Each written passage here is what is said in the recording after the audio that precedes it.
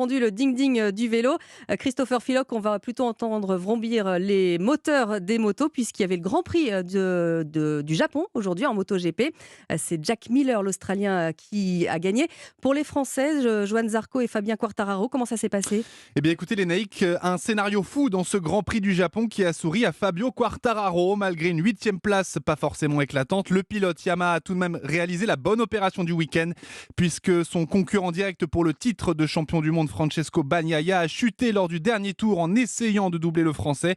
Tombé dans les graviers, il repart donc bredouille, contrairement à Quartararo qui engrange 8 unités de plus et compte désormais 18 points d'avance sur Francesco Bagnaia.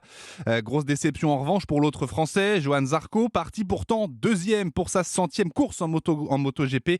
Le français a mal commencé et a enchaîné plusieurs erreurs qui l'ont rapidement fait sortir du top 10. Pour le reste, retour réussi pour Marc Marquez, parti en première position, le sextuple champion du monde signe une convaincante 4e place. Pour rappel, l'Espagnol est revenu seulement le week-end dernier en compétition après 3 mois d'absence en raison d'une opération au bras droit. Alors certes, il n'avait peut-être pas le rythme, mais il montre qu'il faudra compter sur lui pour la fin de la saison. L'autre Espagnol, Alex Espargaro, lui a souffert d'un souci mécanique et a dû prendre le départ depuis la voie des stands. Malgré une belle remontée, il n'a pu faire mieux que 16e.